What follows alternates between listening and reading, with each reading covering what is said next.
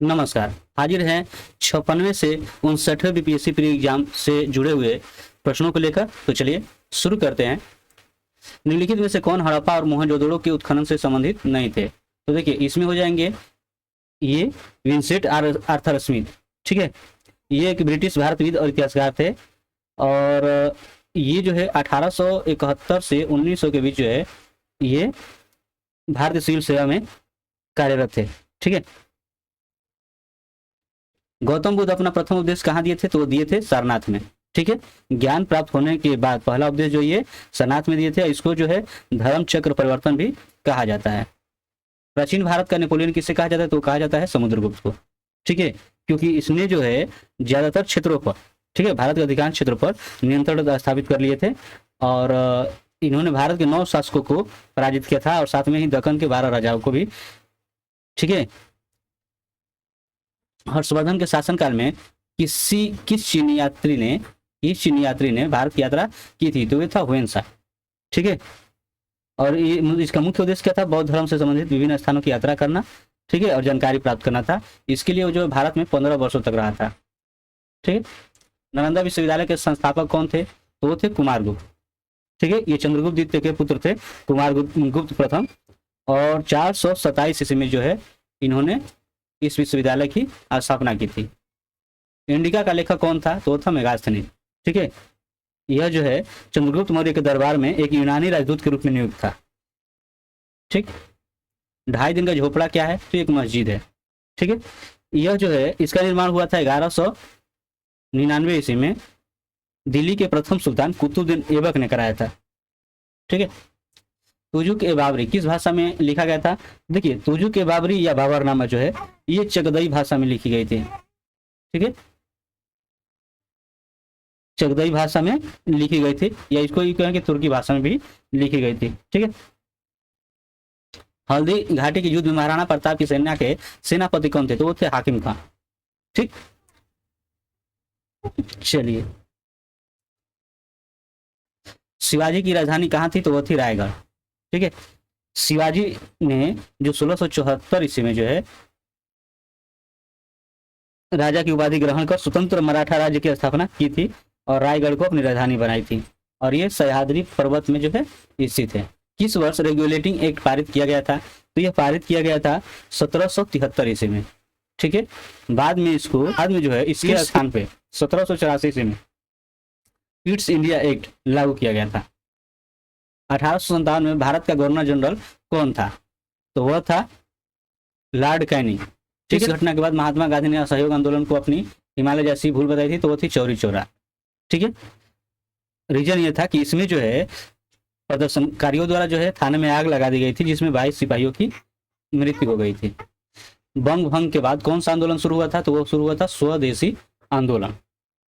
ठीक है, जब 1905 में लॉर्ड कर्जन द्वारा जो है बंगाल का विभाजन कर दिया गया था, ठीक है, तो उसके साथ ही जो है स्वदेशी आंदोलन का भी आरंभ हो गया था और जो 1911 तक जारी रहा था। ठीक है, इंडियन नेशनल कांग्रेस की प्रथम भारतीय महिला अध्यक्ष कौन थी? तो देखिए भारतीय महिला अध्यक्ष की अगर बात की जाए तो वो थी सरोजिनी नायडू, लेकिन अगर सिर्फ महिला अध्यक्ष पूछा जाएगा तो वो थी श्रीमती एनी बेसेंट।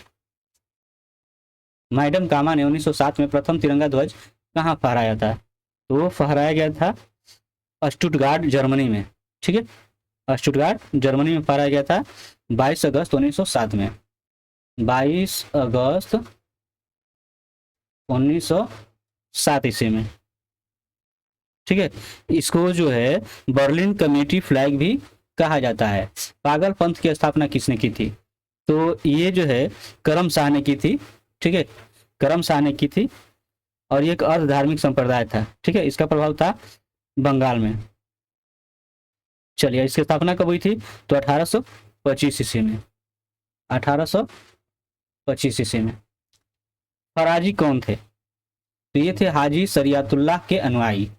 ठीक है, रामोसी विद्रोह सही रूप में किस भौगोलिक इलाके में हुआ था? तो ये पश्चिमी घाट में हुआ था। ठीक है, किसके नेतृत्व में हुआ था? तो सरदार चित्तर सिंह के नेतृत्व में 1822 ईस्वी में। ठीक, चलिए, वघेरा विद्रोह कहाँ हुआ? तो ये हुआ था बड़ौदा में। ठीक, चलिए, भारत में मीडिया को नियंत्रित करने के लिए एक्ट कब पारित किए गए थे? तो देखिए, ये अब कहा जाएगा, ये 1835 से शुरुआत हो गया था मेटकाफ अधिनियम से, या इसको प्रेस अधिनियम भी कहते हैं। ठीक है, तो आपका यही हो जाएगा। 20वीं सदी के प्रारंभिक वर्षों में कांग्रेस में विभाजन की प्रक्रिया शुरू हुई, तो हो जाएगा कांग्रेस आंदोलन की रणनीतियों पर और उनके उद्देश्यों पर और लोगों की भागीदारी पर, तो ये सभी हो जाएगा। New lands for old lake श्रृंखला में सर्वहारा वर्ग के साथ संपर्क से बाहर होने के लिए कांग्रेस की आलोचना की गई थी। इन लेखों का लेखक कौन था? तो वो अरविंद घोष। ठीक है, और ये लेखों की श्रृंखला जो है प्रकाशित की गई थी 1893 में। रिक्त स्थानों की पूर्ति कीजिए। नेहरू रिपोर्ट खाली स्थान की अध्यक्षता में कमेटी द्वारा तैयार किया गया था और इसका विषय था, तो ये आपका हो जाएगा, देखिए ये मोतीलाल नेहरू, भारत में संवैधानिक व्यवस्था है। ठीक है, Catherine Mayo, Aldous Huxley, Charles Andrews और विलियम डिग्बी के बीच आम रिश्ता क्या था? तो उन्होंने ब्रिटिश शासन के दौरान भारत की हालत पर टिप्पणियां लिखी थी। निम्नलिखित पंक्तियों को किसने लिखा? सर पर उससे की तमन्ना अब हमारे दिल में है, देखना है जोर कितना बाजुए का तिल में है। तो ये जो है लिखा गया था बिस्मिल के द्वारा। ठीक है, राम प्रसाद बिस्मिल के द्वारा। किसने 1921 में पहली बार पूर्ण स्वतंत्रता की मांग को उठाया था? तो हो जाएगा मौलाना हसरत मोहनी। ठीक है, सॉरी मोहानी। ठीक है, भारत की कम्युनिस्ट पार्टी और राष्ट्रीय स्वयंसेवक संघ की स्थापना के क्रमशः सबसे करीबी वर्ष पहचानिए। तो देखिए, भारत की कम्युनिस्ट पार्टी की स्थापना जो हुई थी वो हुई थी 26 दिसंबर 1925 को। ठीक है, और वहीं राष्ट्रीय स्वयंसेवक संघ की स्थापना जो है विजयादशमी को जो है 27 सितंबर को हुई थी, 27 सितंबर को 1925 में। ठीक है, तो आपका हो जाएगा दूसरा। स्वामी सहजानंद सरस्वती ने भूमि और जलमार्ग के राष्ट्रीयकरण की मांग के साथ अखिल भारतीय संयुक्त किसान सभा का गठन किया, तो ये आपका हो जाएगा 1930 के दशक में। ठीक है, चलिए, निम्नलिखित में से कौन सा गोलमेज सम्मेलन 1932 में हुआ था? तो ये हो जाएगा तीसरा। ठीक है, तीसरा ये हुआ था 17 नवंबर 1932 में। ठीक है, लंदन में हुआ था। यह नाम मात्र का सम्मेलन था क्योंकि इसमें कांग्रेस और ब्रिटेन की लेबर पार्टी ने भाग लेने से मना कर दिया था, और इस सम्मेलन में एक श्वेत पत्र जारी किया गया था जो बाद में भारतीय शासन अधिनियम 1935 का आधार बना था। विकेंद्रीकरण प्रणाली की सिफारिश किसने की थी? तो ये की गई थी बलवंत राय मेहता के द्वारा। पेनाइन, अल्पेशियन और अरावली उदाहरण है। तो ये जो है उदाहरण है पुरानी पर्वत श्रृंखला के। वैज्ञानिक जिन्होंने सर्वप्रथम खोज की कि पृथ्वी सूर्य के चारों ओर घूमती है थे, तो ये आपके हो जाएंगे कोपरनिकस। ठीक है, ये खगोल शास्त्री थे और इन्होंने 1512 ईस्वी में सिद्ध किया कि होलियोस्ट्रिक सौरमंडल में पृथ्वी सूर्य के चारों ओर घूमती है। ठीक है, निम्नलिखित में से कौन सी नदी बंगाल की खाड़ी में गिरती है? तो हो जाएगा गंगा, ब्रह्मपुत्र, गोदावरी भी, और महानदी कृष्णा और कावेरी, मतलब 1 और 2 हो जाएगा। और ये कहाँ गिरती है? तो ये अरब सागर में गिरती है। ठीक है, और लूनी जो है ये तो खुद राजस्थान में ही समाप्त हो जाती है। भारत में सबसे पुराना तेल का भंडार कहाँ है? तो वो हो जाएगा डिगबोई, आसाम में। ठीक है, चलिए, और असम तेल कंपनी लिमिटेड द्वारा जो है 1901 में जो है इस केंद्र की स्थापना की गई थी। ठीक है, दिग्बोई रिफाइनरी तेल शोधक केंद्र की। ठीक, भारत में यरलुंग जंगबो नदी को किस नाम से जाना जाता है? तो ये जाना जाता है ब्रह्मपुत्र के नाम से। ठीक है, यह जो है तिब्बत से होकर बहती है और तिब्बत में इसे तिब्बती नाम यरलुंग सांपोक के नाम से जाना जाता है। और यह मानसरोवर झील और कैलाश पर्वत के दक्षिण पूर्व में तिब्बत के पश्चिम में स्थित आंगसी ग्लेशियर से निकलती है और बाद में अरुणाचल से होकर गुजरती है। यहाँ इसे सियांग नाम से जाना जाता है। ठीक है, निम्नलिखित में से कौन सा एक सबसे सूखा स्थान है? तो कौन हो जाएगा? तो हो जाएगा ले। ठीक है, यहाँ पर बहुत कम वर्षा होती है। ठीक है, निम्नलिखित में से इस राज्य में जनजातीय समुदाय की पहचान नहीं की गई है? तो है हरियाणा। नागार्जुन सागर बहुउद्देश्य परियोजना कौन सी नदी पर स्थित है? तो आपका हो जाएगा कृष्णा नदी पर। ठीक है, यह जो है तेलंगाना के नलगोंडा जिले और आंध्र प्रदेश के गुंटूर जिले के मध्य में नागार्जुन सागर में सागर से संलग्न कृष्णा नदी पर निर्मित है। ठीक है, यह विश्व का सबसे बड़ा बांध है, ध्यान रखिएगा। झारखंड के झरिया क्षेत्र में मुख्यतः क्या पाया जाता है? तो ये आपका हो जाएगा कोयला। ठीक, भारत का अधिकांश कोयला जो है यहीं से आता है। शिशु मृत्यु दर क्या है? तो हर 1000 जीवित जन्मों में से अपने पहले जन्मदिन से पहले मरने वाले बच्चों की संख्या का अनुपात।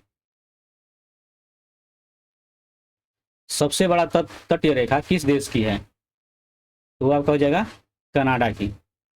ठीक है, यह विश्व में सबसे लंबी है और इसकी लंबाई जो है 202,080 किलोमीटर है। ठीक है, इतना। चलिए, और सबसे देखिए इस मामले और बात करें तो इंडोनेशिया रूस क्रम से दूसरे और तीसरे स्थान पर है इसमें, और सबसे छोटी लंबाई जो है वो है मोनाको की। विश्व में एल्युमिनियम का सबसे बड़ा उत्पादक है तो वो आपका है यूएसए। ठीक है, चलिए, निम्नलिखित नदियों और उन शहरों का मेल मिलाइए जिनमें से होकर ये नदियाँ बहती है। तो देखते हैं यहाँ पर क्या हो जाएगा।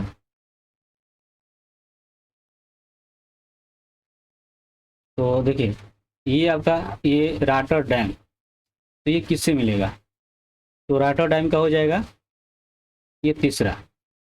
ठीक है, और पेरिस में जो है कौन नदी बहती है? तो वो आपका हो जाएगा, पेरिस में तो सीन नदी बहती है, ये गलत दिया है, सेन नहीं सीन हो जाएगा, यानी कि ये हो जाएगा। बुडापेस्ट में कौन सी है? तो बुडापेस्ट में जो है आपका है डेनिंग। ठीक है, और वाशिंगटन में जो है पोटामैक है। ठीक है, ये गलत है, बुडा हो जाएगा बुडापेस्ट, ये सीन आपका है। ठीक है, तो इसमें आपका आंसर हो जाएगा तीसरा। निम्नलिखित में से कौन सा शहर धातु के व्यापार का सबसे बड़ा केंद्र है? तो वो आपका हो जाएगा लंदन। ठीक है, 80% से अधिक जो है यहाँ पर इसका संचालन होता है, और लंदन पूरे विश्व में सोने का प्रमुख व्यापारिक और निपटान केंद्र भी है। भारत में मध्य अर्धशतक में अपनाए गए महालानोबिस प्लान मॉडल का उद्देश्य था।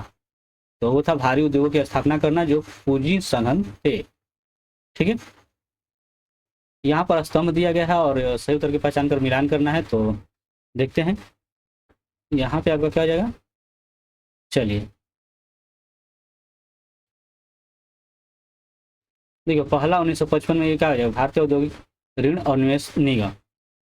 ठीक है, तो ये आपका हो जाएगा, तो ये का तीसरा हो जाएगा। फिर भारतीय निर्यात आयात बैंक की करें तो 1982 हो जाएगा इसका।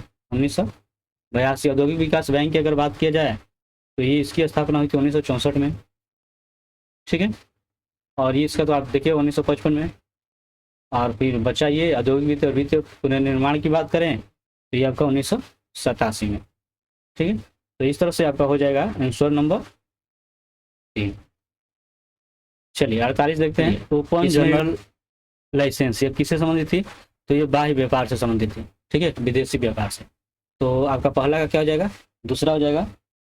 ठीक, तो दूसरा 2 में दिया है। अब चलिए देख लेते हैं एक और, ये टाइसन दिया है। तो टाइसन क्या है, इसका तात्पर्य जो है training rule youth for self employment से है। ठीक है ना, तो सेल्फ एम्प्लॉयमेंट यानी कि रोजगार, ये रोजगार से है टाइसन। तो आपका ये हो जाएगा पहला है।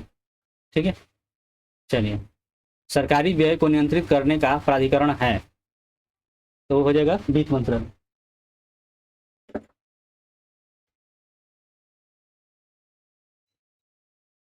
प्रभावी राजस्व घाटा किस केंद्रीय बजट में पेश किया गया? तो ये पेश किया गया था 2011 से 12 वाले में। ठीक है, उस समय वित्त मंत्री थे प्रणब मुखर्जी। ठीक है,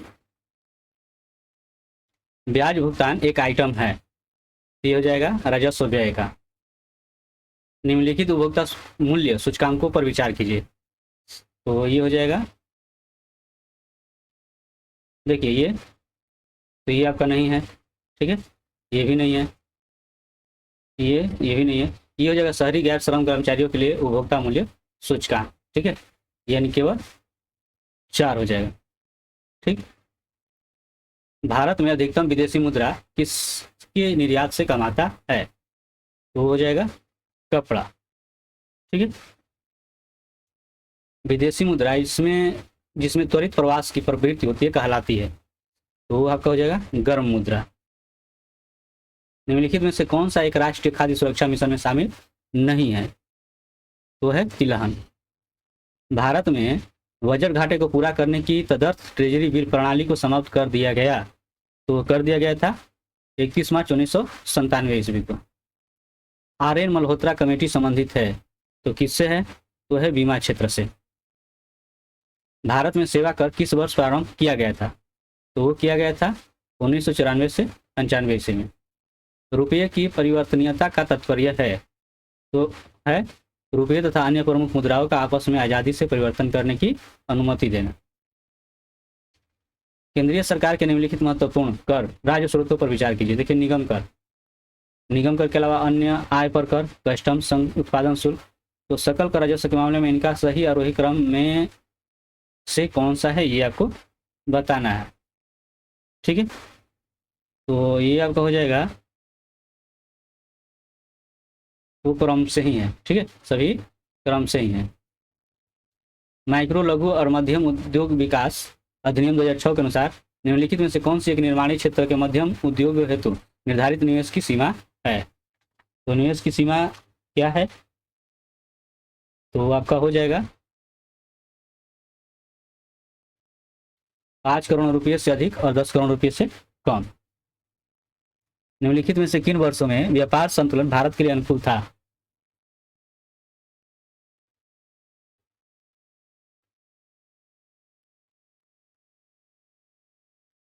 तो वो आपका हो जाएगा 1972-73 और 1976-77। किस वर्ष कृषि और संबद्ध क्षेत्रों की वार्षिक औसत वृद्धि दर नकारात्मक हो गई थी? तो आपका होगा 2002-3 से 2000,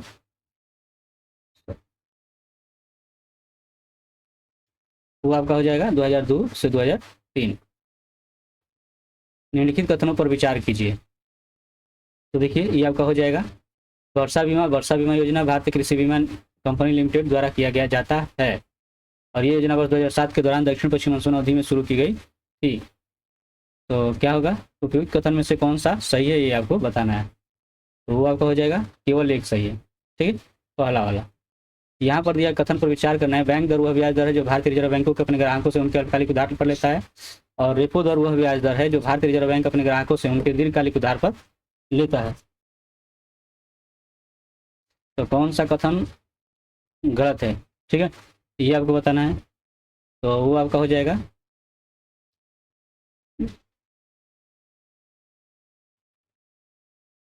कोई भी गलत नहीं है। ठीक है,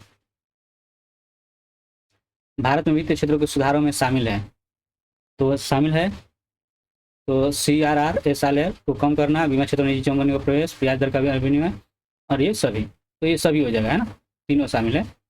निम्नलिखित में से कौन सा भारत निर्माण का एक अंग नहीं है? तो आपका हो जाएगा कृषि आधारित उद्योग।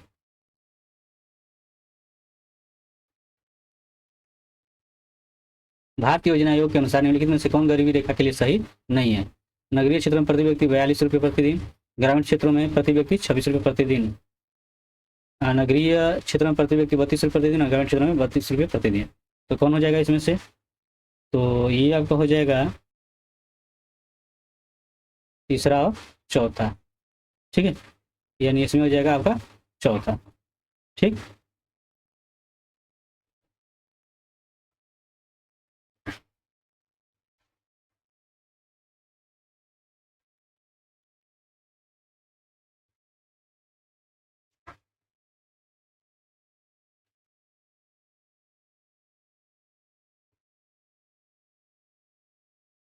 निम्नलिखित योजना के अनुसार निम्नलिखित में से कौन से गरीबी रेखा के लिए सही है? तो देखिए ये नगरीय क्षेत्र में प्रति व्यक्ति 42 रुपये प्रतिदिन, तो ये सही नहीं है। ठीक है, और इसकी बात करें ग्रामीण क्षेत्र में प्रति व्यक्ति 26 रुपये प्रतिदिन, तो ये सही है।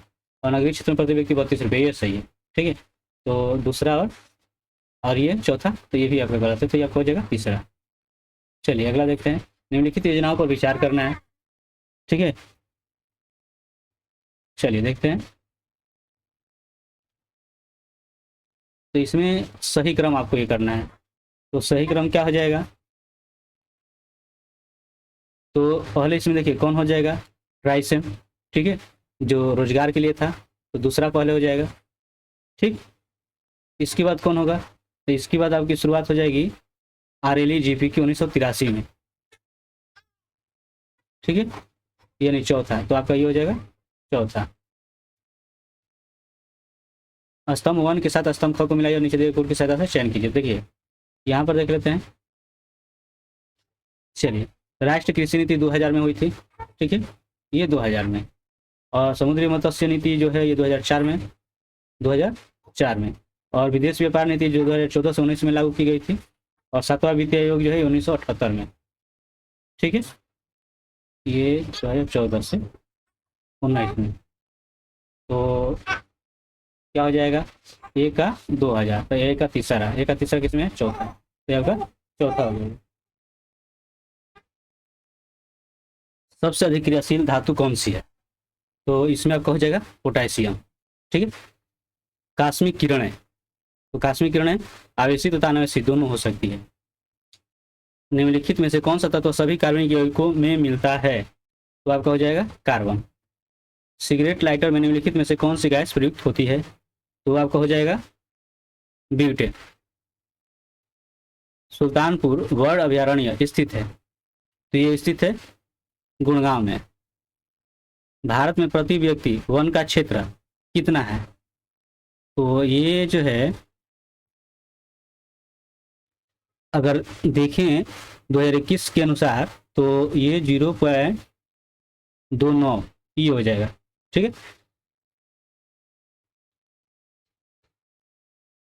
लौंग पौधे के निम्नलिखित में से किस भाग से प्राप्त होते हैं? तो ये प्राप्त होते हैं शुष्क पुष्पकली से। ओंकोजिन संबंधित है, ये किससे संबंधित है? तो वो है कर्क रोग से। DNA को किसने अंतः पात्र में बनाया? तो ये एडवर्ड आर्थर कोर्नवर्ग ने। ठीक है, आर्थर कोर्नवर्ग। तीव्रता एवं प्रयुक्तता के आधार पर निम्नलिखित में से कौन सा कर्क रोग उत्पन्न कर सकता था, उसका उपचार भी करता है? तो हो जाएगा आयनीय विकिरण। एक स्वस्थ वयस्क मनुष्य में रक्त का कुल परिमाप होता है, तो होता है 5 से 6 लीटर। टाइफाइड तथा कलरा विशिष्ट उदाहरण हैं, तो किस चीज के हैं? तो जलजन्य रोगों के। यकृत एवं मांसपेशियों में ऊर्जा जमा होती है प्रोटीन के रूप में। जीवाणु की खोज किसने की थी? तो किया गया था लीवेनहॉफ के द्वारा। ठीक है, एंटोनी वान लीवेनहॉफ। इन्हें माइक्रोबायोलॉजी का पिता भी कहा जाता है। ठीक है, जीवों में अत्यधिक विविधता का कारण है, तो क्या है? तो है सहभागिता। ठीक है, कीट संवर्धन क्या है? तो कीट संवर्धन कीटों की वृद्धि करने का विज्ञान। सबसे छोटा जीव जो स्वयं विकास एवं प्रजनन करने में समर्थ है, तो वह कौन सा है? तो वह है माइक्रोप्लाज्मा। सर्वप्रथम मानव हृदय प्रत्यारोपण हुआ था कहाँ पे? तो हुआ था दक्षिण अफ्रीका में। ठीक है, क्रिश्चियन बर्नार्ड के द्वारा, और 1967 में हुआ था। ठीक है, 1967 में। वृक्क से प्रति मिनट औसत रक्त प्रवाह होता है, तो वह प्रवाह होता है 1200 सीसी। ठीक है, पादप कली है, तो पादप कली है भ्रूणीय टहनी। बिहार से लोकसभा के लिए कितने सदस्य चुने जाते हैं? तो चुने जाते हैं 40। बिहार का आदित्य त्योहार क्या है? तो है छठ। ठीक है, बिहार का कौन से स्थान में गांधी जी ने अपना प्रथम सत्याग्रह किया था? तो चंपारण। पटना में किस सिख गुरु का जन्म हुआ था? ये हुआ था गुरु गोविंद सिंह। 1922 में गया के इंडियन नेशनल कांग्रेस के अधिवेशन के अध्यक्ष कौन थे? तो वह थे चित्तरंजन दास। जयप्रकाश नारायण किस नाम से पहचाने जाते हैं? तो वह पहचाने जाते हैं लोकनायक। निम्नलिखित में से किस राज्य में कृषि भूमि 60% से कम है? तो है पश्चिम बंगाल। बिहार में डालमिया नगर किसके लिए प्रसिद्ध है? तो हो जाएगा सीमेंट। बिहार में कितना वर्ग मीटर वन क्षेत्र है? तो इस समय जो है अधिसूचित वनों का क्षेत्रफल लगभग 73 यानी 7380.79 वर्ग किलोमीटर है। ठीक है। भारत में कौन से दो राज्य सबसे बड़े पैमाने पर लौह अयस्क से संपन्न है? तो आपका हो जाएगा मध्य प्रदेश और उड़ीसा। निम्नलिखित में से कौन सा शहर बिहार के सबसे पूर्वी भाग में स्थित है? तो है किशनगंज। ठीक है, बिहार के सबसे पूर्वी भाग में, हालांकि दिए गए विकल्पों में कटिहार है। निम्नलिखित झीलों में से कौन सी बिहार में स्थित है? तो आपका हो जाएगा अनुपम झील। ठीक है, कैमूर जिले में स्थित है। ये देखिए रिक्त स्थानों की यहाँ पूर्ति करना है कि तो क्या हो जाएगा 1885 में। ठीक है, बंगाल और बिहार में भूमि पर किराएदारों के अधिकारों को बंगाल किराएदारी अधिनियम द्वारा दिया गया था। 1920-22 के असहयोग आंदोलन के दौरान बिहार में प्रचलित मान्यताओं में से एक यह थी कि उनकी जीत होगी क्योंकि गांधी धर्म के प्रतीक थे।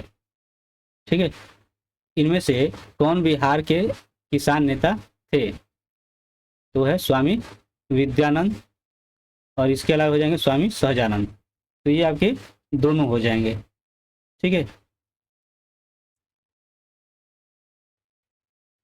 इस क्षेत्र में राहुल संकृत्यायन 1920 के असहयोग आंदोलन में सक्रिय थे। तो आपका हो जाएगा छपरा।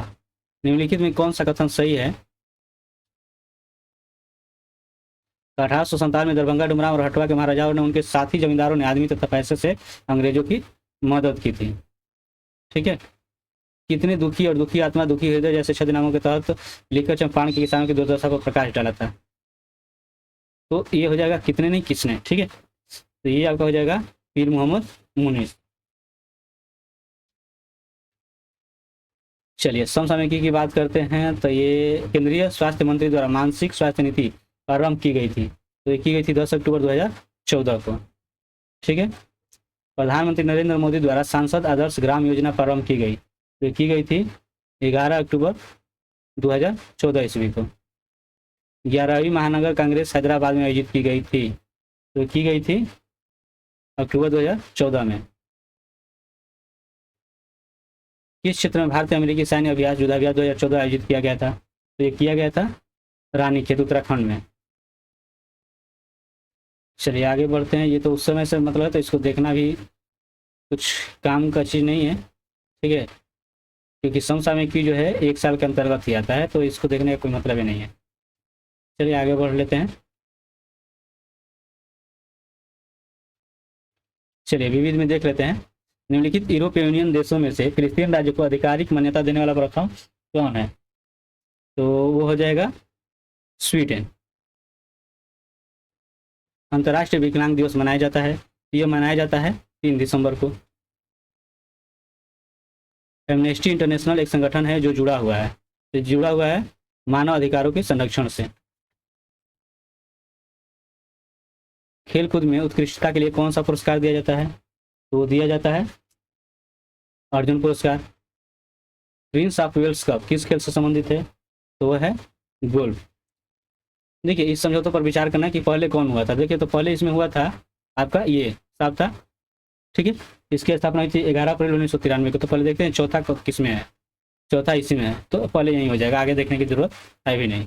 चलिए, ये वर्ष 1945 में नागासाकी में गिराए गए बमों में कौन सा विस्फोटक प्रयोग किया गया था? तो ये 9 अगस्त 1945 को जापानी शहर नागासाकी पर अमेरिका द्वारा गिराए गए बम का कोड नाम फैटमैन था। और फैटमैन इम्प्लोजन प्रकार का परमाणु बम था जिसमें प्लूटोनियम का प्रयोग होता है। ठीक है, प्लूटोनियम। अब रही बात ये गणित की, तो इसका वीडियो अलग से बनाया जाएगा। ठीक है, तो मिलते हैं नेक्स्ट वीडियो में। तब तक के लिए धन्यवाद।